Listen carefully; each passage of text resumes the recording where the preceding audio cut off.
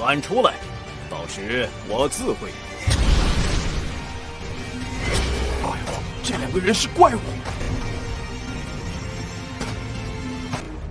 好，老夫亲自送你。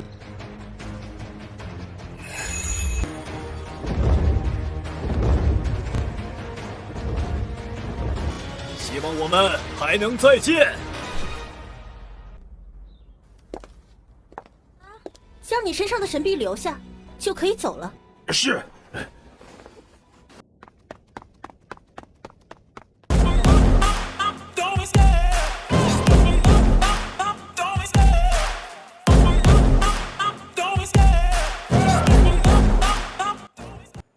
Hai kaum rebahaners, pelajarers ya pokoknya semua yang ngeres-ngeres.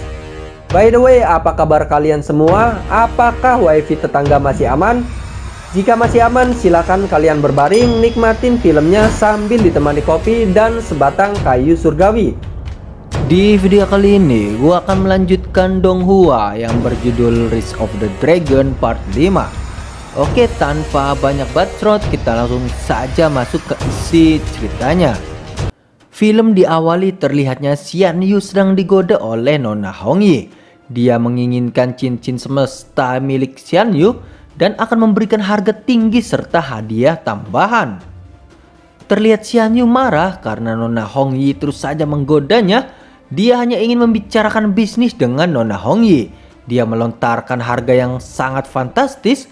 Sontak saja Nona Hongyi terkejut serta akan membunuhnya. Akan tetapi Xian Yu lebih dulu menyerangnya. 我发现你真的很可爱。 6星武宗就想杀我。 Di situ Xian Yu menginginkan 20.000 koin ilahi dan menyuruh Nona Hongyi segera pergi karena tidak ada lagi bisnis yang dibicarakan. Lanjut cerita, di pagi hari Xian Yu menghampiri Nona Feng. Dia mengatakan jika dia sudah mendapatkan koin emas 20.000 dan bersiap pergi ke kuil Ancessen. Sontak saja Nona Feng terkejut karena Xian Yu dalam semalam bisa mendapatkan emas begitu banyak. Dia mengira jika Xian Yu ada main dengan Nona Hongyi semalam dan bermantap-mantapan. 原来是这样，那我们就去圣神殿吧。 Setelah itu mereka sudah berada di kuil. Pada saat Nona Feng berjalan digoda oleh lelaki. Dia mengatakan jika Nona Feng pergi ke domain dewa sendirian dan itu sangat berbahaya. Lalu dia mengajak Nona Feng pergi dengan keluarga Sunya untuk bisa menjaga Nona Feng. Sontak saja Nona Feng tidak terima dengan perlakuan pria tersebut dan sangat marah. Lalu menurut salah satu pria, ketika mereka tiba di domain dewa, Nona Feng pasti akan menangis dan menderita. Pada akhirnya mereka akan pergi ke domain dewa dan di domain dewa jauh lebih berbahaya daripada yang mereka pikirkan. Dan mereka juga harus menjaga diri masing-masing.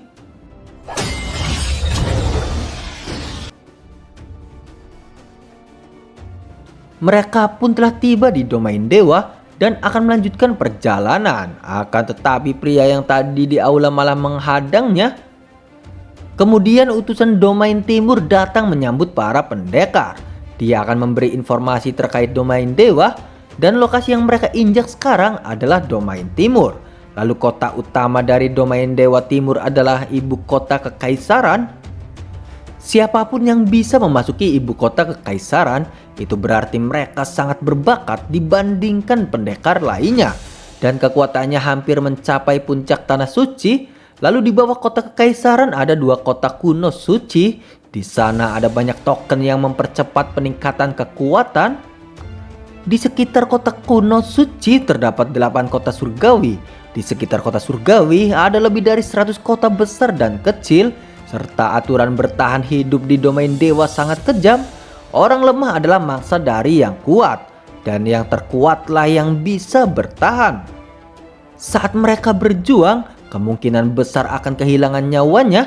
Jadi pertama kalinya di domain dewa, dia menyarankan agar mereka tidak pergi langsung ke kota surgawi, melainkan pergi ke beberapa kota kecil untuk mencari pengalaman. Baru setelah itu mereka sepenuhnya terbiasa dengan aturan bertahan hidup di domain dewa. baru bisa pergi ke kota surgawi. Setelah itu dia akan memberikan imbalan sebagai bantuan pada para pendekar. 就喊出来，到时我自会。哎呦，这两个人是怪物！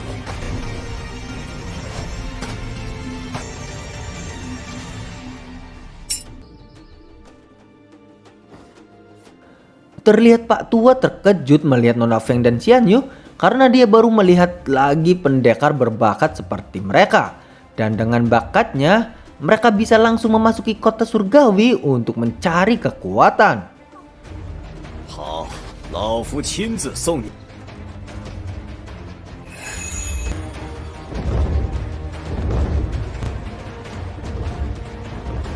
希望我们还能再见。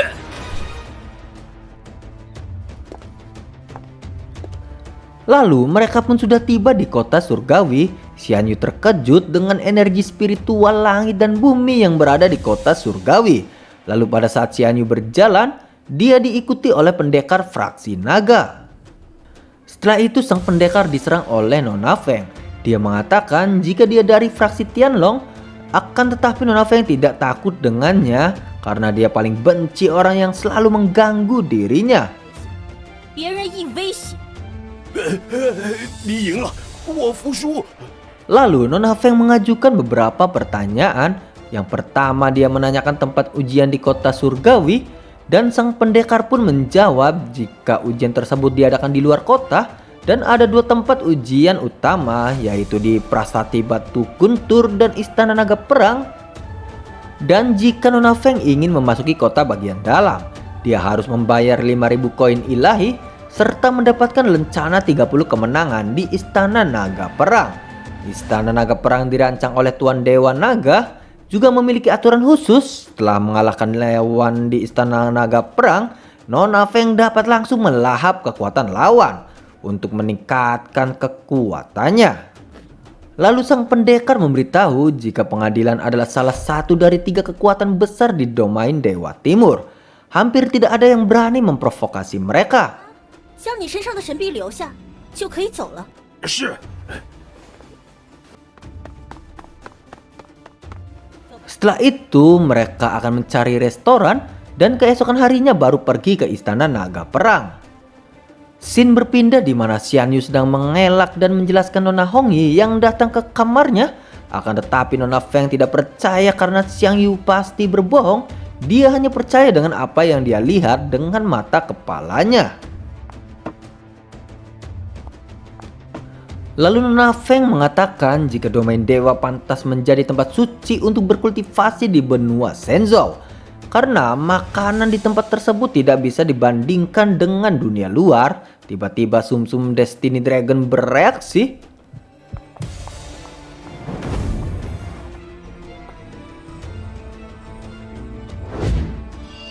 Ternyata ada seorang wanita yang memakai kalung hati naga. Selain itu wanita tersebut memiliki meridian terpotong bawaan yang sangat langka. Xian Yu tertarik pada liontin yang dipakainya. Akan tetapi Nona Feng yang cemburu tetap tidak percaya dengan perkataan Xian Yu. Lalu Xian Yu pun akan menghampiri wanita tersebut.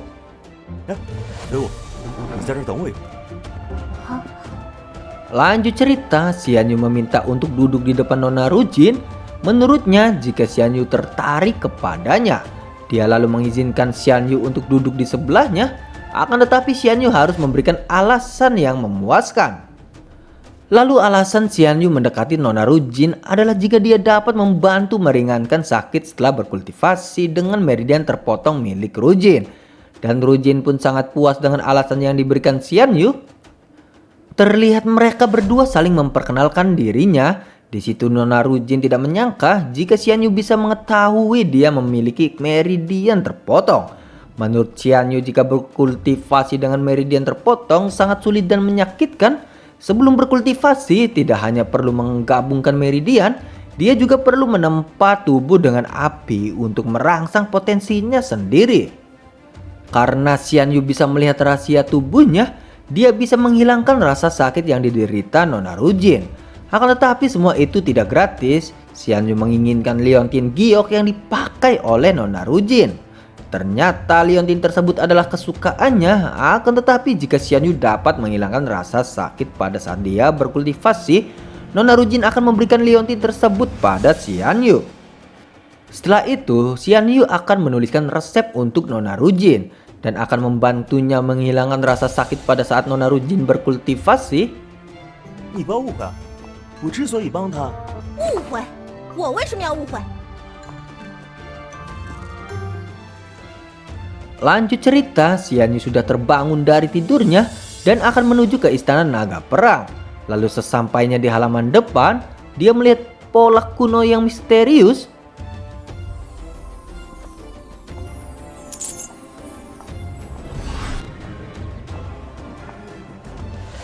Setelah itu Xian Yu mengajak Nona Feng bertaruh. Jika siapa saja lebih dulu memenangkan 30 pertandingan beruntun, mereka harus menjanjikan satu hal yang paling dia inginkan. 本姑娘和你赌了，你就等着哭吧。 Dan cerita pun bersambung pada teman-teman. Jangan lewatkan, akan ada cerita selanjutnya. Terima kasih, see you and bye-bye.